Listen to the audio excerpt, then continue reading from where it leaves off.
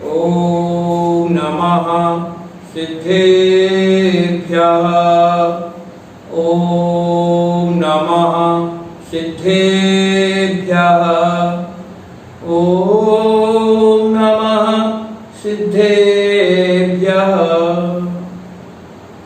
महाकवि परम पूज्य आचार्य बालीराज स्वामी द्वारा विरचित एकी भाव स्तोत्र की इस कक्षा में आप सभी महानुभावों का हार्दिक स्वागत, अभिनंदन।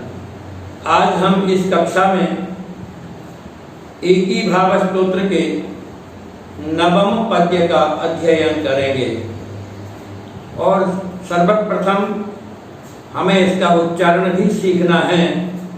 इस अपेक्षा से छंद के शब्दों अथवा शब्दांशों का पहले पाठ करेंगे और फिर बाद में मिला करके समग्र रूप में छंद का सस्वर पाठ भी हम सीखेंगे। पहले पढ़ें, देख करके पुस्तक सामने रख लिया करें, हाथ में सीसा पेंसिल हो, ताकि हम जिस शब्द के जितने शब्दांश का उच्चारण प्रारंभ में अलग अलग कराएं, उधर वहां आप चिन्ह लगा लेंगे, जिससे कि उच्चारण में सुविधा हो। पाषाणात्मा, ध्यान दीजिए, पाषाणात्मा, और मिलाइए पाषाणात्मा। आगे तदित रसमः, तदित रसमः, अथवा तदितर समः, तदितर समः। केवलम रत्नमूर्तिर्, केवलम रत्नमूर्तिर्। मानस्तंभ, मानस्तंभो, मानस्तंभो। भवति च परस्, भवति च परस्। तादृशो रत्नवर्गः, तादृशो रत्नवर्गः। दृष्टिप्राप्तो, और कीजिएगा, प्राप्तो इस शब्द में प और र वर्ण का संयोग है। प और र वर्ण के मध्य में कोई स्वर नहीं है, अतः ऐसे संयुक्त अक्षर जब आते हैं तब उच्चारण के सौविध्य के कारण पूर्ववर्ती जो स्वर है उसमें उस प्रथम हल वर्ण, प्रथम व्यंजन वर्ण को जोड़कर उच्चारण हम करते हैं। दृष्टि प्राप्तो, और कीजिएगा फिर से, दृष्टि प्राप्तो, पहले लिया राप्तो, दृष्टि प्राप्तो। हरति सकथम, हरति सकथम। मान रोगम नराणाम, मान रोगम नराणाम। आगे फिर देखेंगे, प्रत्यासत्तिर, प्रत्यासत्तिर। यदति, प्रत्यासत्तिर। यदि न भवतस्, यदि न भवतस्। तस्य तच्छक्, तस्य तच्छक्ति हेतुः, तस्य तच्छक्ति हेतु, तच्छक्ति हेतुः। अब हम पद्य के अनुसार छंदानुरूप से सस्वर पाठ देखेंगे। पहले मैं एक पंक्ति पढ़ूंगा और आप गौर से सुनेंगे, और दूसरी बार पढ़ूंगा तब आप साथ साथ में उच्चारण करेंगे। पाषाणात्मा तदितर समः केवलं रत्नमूर्तिः। पाषाणात्मा तदितर समः केवलं रत्नमूर्तिर् मानस्तंभो भवति च परस्तादृशो रत्नवर्गः मानस्तंभो भवति च परस्तादृशो रत्नवर्गः दृष्टिप्राप्तो हरति स कथं मानरोगं नराणाम्। आप साथ में बोलिए, दृष्टिप्राप्तो हरति स कथं मानरोगं नराणाम्। प्रत्यासक्तिर्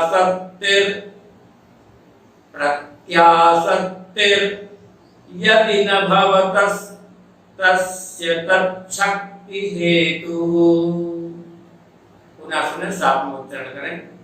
प्रत्यासक्तिर् यदि न भवतस्तस्य तच्छक्ति हेतुः।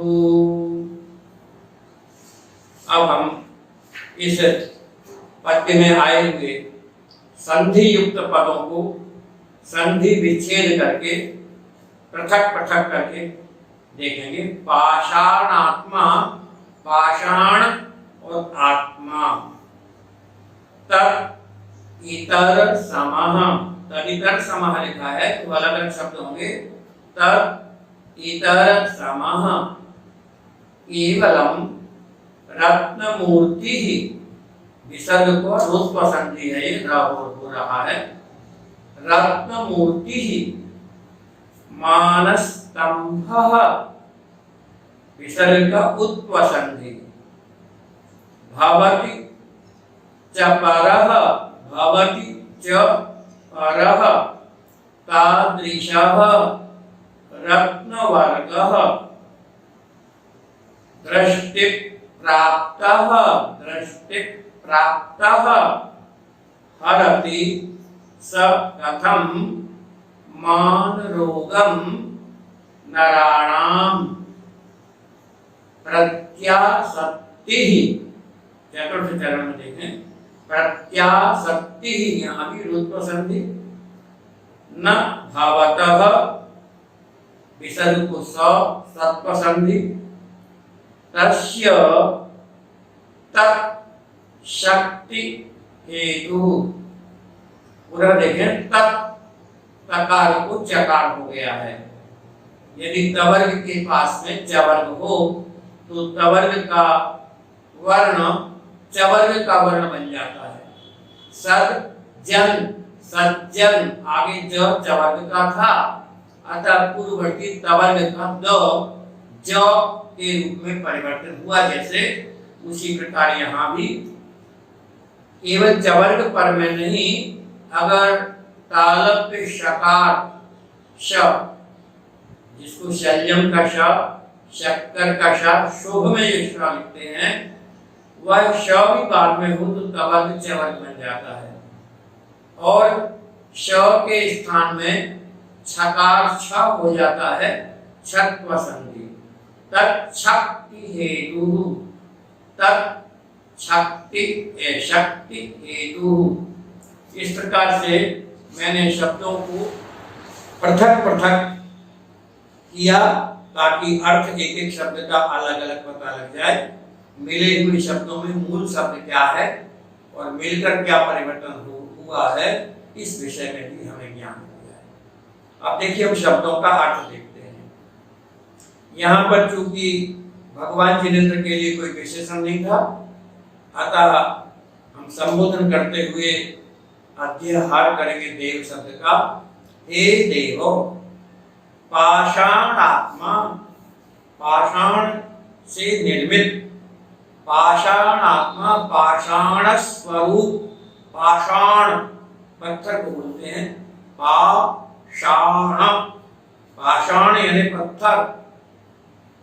तो पत्थर रूप या पत्थर ही है स्वरूप जिसका, जो पत्थरों से ही निर्मित है, ऐसा मानस्तंभ। क्या मानस स्तंभ।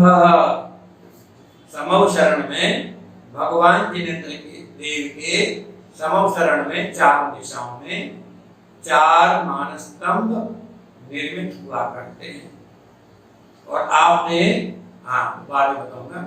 और वह मानस स्तंभ अपने बहुत से मंदिरों में भी हम लोग मानस स्तंभ का निर्माण कराते हैं। तत् इतर समाह कहते हैं पाषाण से बना हुआ मानस स्तंभ जो है, और जिस पाषाण से बना है कहते हैं तत् इतर समाह, वह स्तंभ जो बना हुआ है वह इतर समाह, इतर माने अन्य, उनके समाह माने समान है। अर्थात जैसे दूसरे पत्थर होते हैं ऐसा ही यह पत्थर है। आगे केवलम मात्र रत्न मूर्ति ही, और क्या बोलते हैं, और वह रत्नमयी है। अर्थात मानस स्तंभ में रत्न जटित हुआ करते हैं, तो उसमें रत्न लगे हुए हैं। तो उस विषय में भी कवि का विचार है कि वह रत्नमयी जो बना हुआ है सो वे रत्न भी परह रत्न वर्गः, दूसरे रत्नों के समूह के समान ही है। यहाँ भी समाह शब्द को अध्याहार कर लें। परह रत्न वर्गः समः, पर माने अन्य, रत्न वर्गः रत्नों का जो समूह है, समः उसके समान ही है। फिर आगे बोलते हैं तत्शक्ति हेतु, पर उस मानस स्तंभ की शक्ति का, उसके बल का, उसके सामर्थ्य का हेतु माने जो कारण है वह क्या है? भवतः प्रत्याशक्ति, भवतः माने आपकी, प्रत्याशक्ति अर्थात निकटता, आपकी जो निकटता है, इसको हम सान्निध्य शब्द बोल सकते हैं, आजकल बहुत प्रचलित है। प्रत्याशक्ति अर्थात सान्निध्य, वह आपका जो सान्निध्य है उसके कारण से सह मानस, वह कौन? मानस स्तंभ दृष्टि प्राप्त, जैसे ही दृष्टि को प्राप्त होता है, दृष्टिगोचर होता है, हमारी आंखों का विषय बनता है, तो कहते हैं नराणाम मानरोगम, नराणाम अर्थात मनुष्यों का या मनुष्यों के, मान रोगम अहंकार रूपी रोग को, अभिमान के रोग को, मान कषाय रूपी रोग को कथम हरति, कैसे हर सकता। यानी यह इनका कहना यह है कि यदि आपकी प्रत्याशक्ति ना होती, यदि आपका सानिध्य प्राप्त ना होता, तो यह मानस स्तंभ कैसे मनुष्यों के दृष्टि में प्राप्त होते ही मनुष्यों के मान रोग का नाश करता। आप देखिए भावार्थ क्या है, शब्दों के अर्थ तो मैंने आपको बताया। कवि का चिंतन देखिए, कवि के वर्णन देखिए, और कैसे वे भावमयी भक्ति का वातावरण सृजित करते हैं।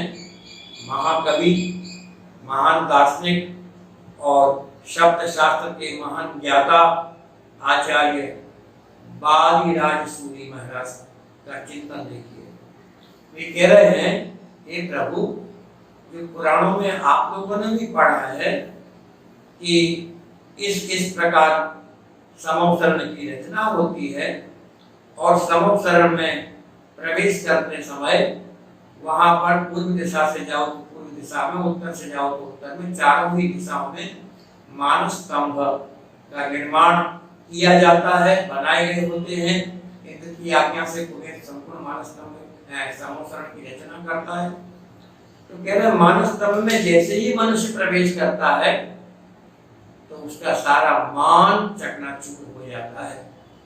आपने यह कथानक भी पढ़ा है कि किस प्रकार से भगवान महावीर स्वामी के दिव्य ध्वनि की देशना का लाभ संपूर्ण जगत को प्राप्त हो सके, इस दृष्टि से उस युग के नाना शास्त्रों के परम विद्वान गौतम के पास इंद्र रूप बदल कर जाता है और उन्हें भगवान के समो शरण में लेकर आता है, ताकि वह भगवान का शिष्यत्व ग्रहण करके गणधर पने को प्राप्त हो और भगवान की वाणी को धारण करके उसे 12 अंगों में विभक्त कर सके, गूंथ सके। तो वह गौतम एक ऐसा विद्वान था, 400 से अधिक उसके शिष्य थे, सारे वेद पाठी थे, नाना विद्याओं में वे पारंगत थे और उन सब का वह गुरु था। तो उस युग का उत्कृष्ट कोटि का नाना प्रकार की विद्याओं और शास्त्रों में पारंगत एक ऐसा दुर्धर्ष विद्वान था, जिसके आगे बड़े बड़े योद्धा, वाद विवाद के योद्धा पराजित हो जाते थे। और उसे इंद्र लेकर आया। तो इंद्र बड़े गर्व में आया था कि भगवान महावीर स्वामी से यह प्रश्न पूछूंगा, यह प्रश्न पूछूंगा। कहते मानस स्तंभ के भूमि में प्रवेश करने के बाद जैसे ही उसने मानस स्तंभ के दर्शन किए, उसका सारा मान चकनाचूर हो गया। तो यहाँ वही उसी प्रसंग को लेकर के आचार्य श्री कहते हैं कि हे भगवान, आपका वह जो बना हुआ मानस स्तंभ है आपके समवसरण में, वह पाषाण आत्मा, पाषाण निर्मित है और उसका जो स्तंभ है तो वह स्तंभ उन्हीं पाषाणों का बना है जो संसार में अन्य प्रकार के पाषाण हैं। संगमरमर का होगा, इटालियन संगमरमर का होगा, अन्य कोई विशिष्ट संगमरमर पर है तो वही संसार में पाए जाने वाले पत्थर। और फिर कहते हैं अगर आप ये कहो कि वह जो मानस स्तंभ है वह रत्नों से निर्मित है, तो कहा वो रत्न जो है वो भी अन्य रत्नों के समान रत्न उस पाषाण वाले मानस स्तंभ में जड़े हुए हैं।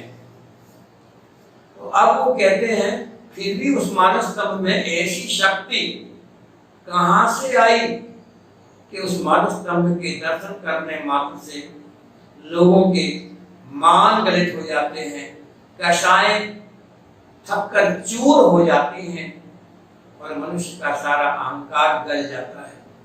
तो कह रहे हैं कि उसमें तो हे प्रभु वह सब महिमा भावतः आपकी प्रत्याशक्ति के कारण है, अर्थात आपके सानिध्य के कारण है। अगर उस मानस स्तंभ में आपकी निकटता ना होती, आप उसमें विराजमान नहीं होते, तो वह पत्थर से निर्मित वह मानस स्तंभ लोगों के अहंकार को हरण करने में समर्थ नहीं होता। हे प्रभु, जहाँ आपकी निकटता है, जहाँ आपके विचार हैं, जहाँ आपकी कथा है, जहाँ आपका नाम है, जहाँ आपकी चर्चा है और जो लोग भी उसमें अनुरक्त होते हैं, उस कथा से, उस नाम से, आपके स्वरूप से जो लोग भी जोड़ते हैं, उनकी कषाएं शांत हो जाती हैं। इसलिए आपने देखा होगा कि जब आप भगवान जिनेंद्र देव की पूजन कर रहे होते हैं और भगवान की गुणगान में लीन हो रहे होते हैं, उस समय कोई व्यक्ति आकर किसी प्रकार से यदि ऐसी बात कहता है जो आपको रुचिकर नहीं हो, जो बात अन्य समय पर कही गई हुई होती अगर, तो आपका क्रोध भड़क उठता और आप उससे लड़ने को तैयार हो जाते।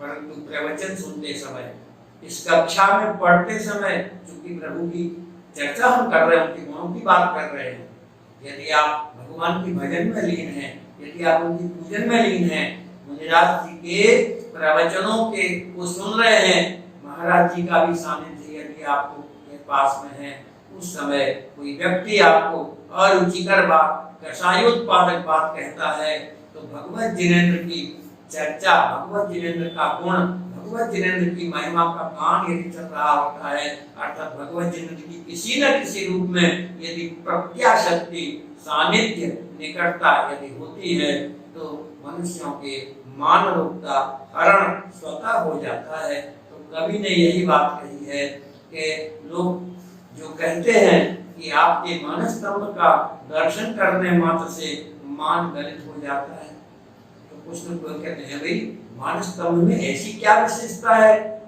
उन्होंने स्वयं प्रश्न किया, अरे जिस पत्थर से यह निर्मित है वैसे ही पत्थर संसार में अन्य जगह भी पाए जाते हैं, उन्हीं पत्थरों से यह निर्मित है।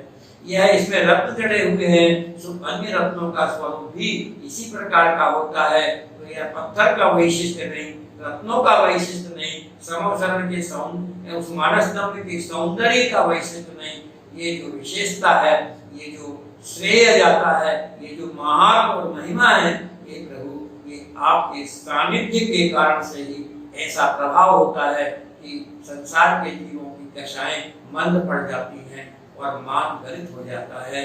अतः हे प्रभु मेरा मान गलित हो, मेरी कषाएं शांत हो, मैं समता परिणाम को प्राप्त कर सकूं और जिन परिणामों के माध्यम से मेरे गुणस्थानों का क्रम ऊपर की ओर बढ़ता है और जिन समता परिणामों से मैं आले हुए कर्म को उसके फल को सरलता पूर्वक भोग सकता हूँ और भोगते हुए आए हुए कर्मों की निर्णय समता पूर्वक करते नए कर्म के बंध में कारण नहीं बनता हूँ। तो इस सब का जो मूल कारण है भगवान आपका सानिध्य, वह सदा मुझे बना रहे, आप मेरे हृदय में सदा विराजमान रहे, मैं आपकी चर्चा में, आपकी आराधना में, आपके गुण कीर्तन में ही संलग्न रहूं। यही इस नवम पद्य का सारांश है। कितना समय हुआ? जय हिंद बोलो। जय जय जिनेन्द्र।